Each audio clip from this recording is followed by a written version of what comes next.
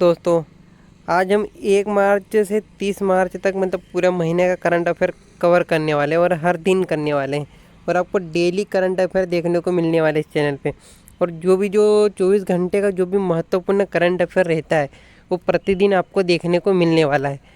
लेकिन मैं आपसे कुछ बातें हैं जो साफ साफ क्लियर कर देना चाहता हूँ, जो आपके लिए जानना बहुत ही ज़रूरी हो जाता है कि आपको ना पहले तो प्रतिदिन हर सुबह 5 बजे हमारे वीडियो देखने को मिलेगा और जो पूरे 24 घंटे का जो करंट अफेयर जो भी महत्वपूर्ण बातें रहने वाली है वो आपको देखने को मिलेगी। यानी जो 24 घंटे का जो भी रहेगा करंट अफेयर वो आपको प्रतिदिन देखने को मिलेगा और आपको प्रतिदिन 5 या 10 मिनट का सिर्फ समय निकालना है। प्रतिदिन 5 या 10 मिनट आपको देना पड़ेगा वीडियो को देखने के लिए और आपको प्रतिदिन वीडियो देखना है और उसके लिए आपको चैनल को सब्सक्राइब जरूर कर लेना है।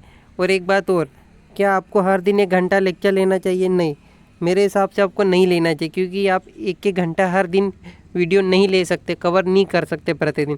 तो आपको सिर्फ वही पढ़ना है जो हर दिन जो इम्पोर्टेंट रहता है, जो करंट अफेयर रहता है, तो आपको उस पर फोकस करना है। क्योंकि आप 5 या 10 मिनट भी अगर निकालते हो तो आपके लिए बहुत ही फ़ायदेमंद रहने वाला है। क्योंकि हमें तैयारी ऐसी करनी है कि हमें एग्ज़ाम में तुक्का नहीं मारना है, बाकी मुक्का मारना है। कि सरस आजीविका मेला 2025 का आयोजन कहाँ हुआ है? कौन सी सरस आजीविका मेला का 2025 का आयोजन कहाँ हुआ है? तो ये हुआ है उत्तर प्रदेश में। कहाँ पे हुआ है? उत्तर प्रदेश में। एक नज़र हम देख लेते हैं उत्तर प्रदेश राज्य के ऊपर। तो अगर हम इसकी स्थापना की बात करें तो ये 24 जनवरी 1950 की इसकी स्थापना हुई थी। कब हुई थी? 24 जनवरी 1950 की इसकी स्थापना हुई थी। और ये सर्वाधिक जनसंख्या वाला राज्य भी कौन सा हो जाता है? ये भी उत्तर प्रदेश हो जाता है। सर्वाधिक अनुसूचित जाति जनसंख्या वाला राज्य कौन सा हो जाता है? ये भी यूपी हो जाता है। अगर हम मुख्यमंत्री की बात करें वर्तमान में कौन है, तो योगी आदित्यनाथ तो उत्तर प्रदेश के वर्तमान मुख्यमंत्री है। हम राज्यपाल की बात करें वर्तमान में कौन है, तो आनंदीबेन पटेल। दोस्तों, सर्वाधिक जनसंख्या वाला राज्य कौन सा हो जाता है? अपने यूपी। अगर हम कम की बात करें तो कम में भी आपको छाप देना है, सिक्किम। कौन सा? अगर सर्वाधिक जनसंख्या वाला भारत में राज्य सबसे बड़ा कौन सा होता है? अपना यूपी होता है। अगर सबसे कम वाला राज्य अगर आपसे पूछ ले तो कौन सा बताना है आपको? सिक्किम होता है। अगर दोस्तों सर्वाधिक अनुसूचित जाति जनसंख्या में यूपी है और अनुसूचित जाति कौन सी होती है? एससी। यानी एससी में कौन सा है प्रथम राज्य है? तो यूपी है। अगर हम एसटी की बात करेंगे, एसटी में कौन सा राज्य है? तो मध्य प्रदेश यानी एमपी। तो सर्वाधिक अनुसूचित जाति वाला कौन सा हो जाएगा राज्य? उत्तर प्रदेश हो जाएगा। और सर्वाधिक अनुसूचित जनजाति की बात करें तो हो जाएगा अपना मध्य प्रदेश। और वर्तमान मुख्यमंत्री कौन है? योगी आदित्यनाथ। और राज्यपाल कौन है? आनंदीबेन पटेल। इसके बाद हम देख लेते हैं दोस्तों कि आरबीआई वित्तीय साक्षरता सप्ताह 2025 का शुभारंभ किया। तो वित्तीय साक्षरता सप्ताह 2025 का शुभारंभ किसने किया है? तो आरबीआई ने किया है। किसने किया है? आरबीआई ने किया है। अगर हम इस सप्ताह के आयोजित की बात करें तो कब से कब तक हो रहा है? 24 से 28 फरवरी तक ये चलने वाला है। कब से? 24 से 28 फरवरी तक ये चलने वाला है। अगर हम इसकी विषय की बात करें कि इसका विषय क्या है, तो वित्तीय साक्षरता और महिलाओं की समृद्धि। और इसको आपको रट लेना है, क्योंकि कहीं ना कहीं हमें एग्जाम में इसका विषय ये पूछता हुआ नज़र आएगा ये क्वेश्चन कि वित्तीय साक्षरता सप्ताह का विषय क्या है। तो वित्तीय साक्षरता का क्या है? महिलाओं की समृद्धि, और ये इसका विषय है। अगर हम इसकी उद्देश्य की बात करें, इनका उद्देश्य क्या है, तो महिलाओं को वित्तीय प्रबंधन, सूचित निर्णय लेने और आर्थिक विकास की योगदान देने के बारे में जागरूक करना है। तो ये भी काफ़ी इंपॉर्टेंट हो जाता है दोस्तों।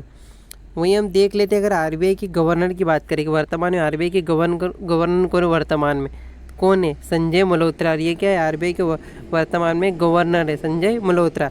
और वहीं आरबीआई की स्थापना की बात करते हैं, इसकी स्थापना कब हुई थी? 1 अप्रैल 1935 का आरबीआई की क्या है? स्थापना हुई थी। वहीं मुख्यालय की बात करें तो मुख्यालय कौन सा है? मुंबई। कहाँ पे इसका मुख्यालय? मुंबई।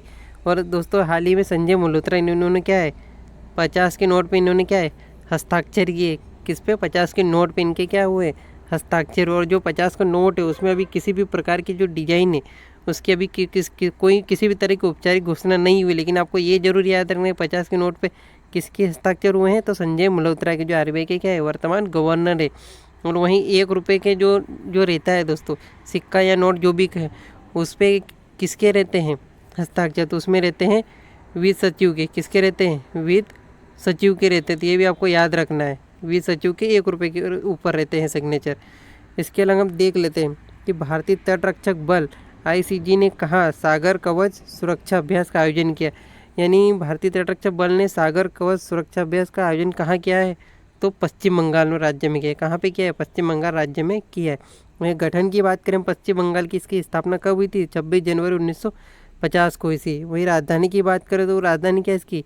कोलकाता है। क्या है? कोलकाता है। वहीं वर्तमान मुख्यमंत्री कौन है पश्चिम बंगाल के? ममता बनर्जी। कौन है? ममता बनर्जी। और राज्यपाल कौन है वर्तमान में?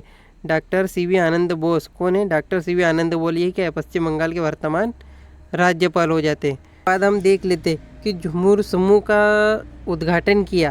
तो ये झुमूर समूह का उद्घाटन कहाँ कौन से राज्य में हुआ है? तो असम में हुआ है। कहाँ पे हुआ है? असम में। अगर हम इसके उद्घाटन की बात करें, इसका उद्घाटन किसने किया? तो इसका उद्घाटन किया प्रधानमंत्री नरेंद्र मोदी ने। किसने? प्रधानमंत्री नरेंद्र मोदी ने इसका उद्घाटन किया है। और ये क्यों मनाया गया तो देख लेते। तो असम के चाय उद्योग की 200वीं वर्षगांठ, कौन सी? 200वीं वर्षगांठ के उपलक्ष्य में अब तक के सबसे झूमर नृत्य का प्रदर्शन उद्घाटन यहाँ पे किया गया। और ये झूमर बिनदिनी 2025 नामक इस आयोजन में 8000 से अधिक कलाकारों ने इसमें क्या है? भाग लिया है। तो ये भी काफ़ी इंपॉर्टेंट हो जाता है दोस्तों। अब हम देख लेते हैं दोस्तों एक नज़र दमदार असर आखिरी में, क्योंकि एक नज़र में हमें बहुत कुछ देखने को मिलने वाला है। कि कौन सा शहर पहली बार नदी किनारे इको ग्लैम्पिंग महोत्सव का आयोजन कर रहा है? तो कौन कर रहा है? तो नासिक कर रहा है। कौन कर रहा है? नासिक कर रहा है। और 14 एशिया चैंपियनशिप का खिताब किसने जीता है? तो पंकज आडवाणी जीता है। किसने जीता है? पंकज आडवाणी ने जीता है।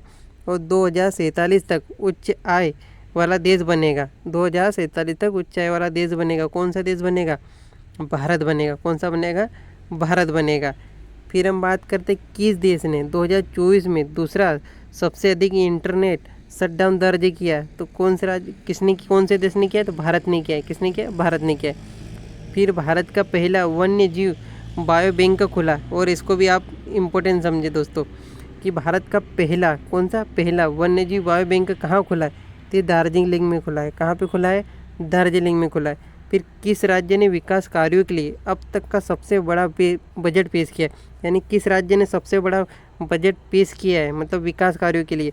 तो उत्तर प्रदेश ने किया है। किसने किया है? उत्तर प्रदेश राज्य ने किया है।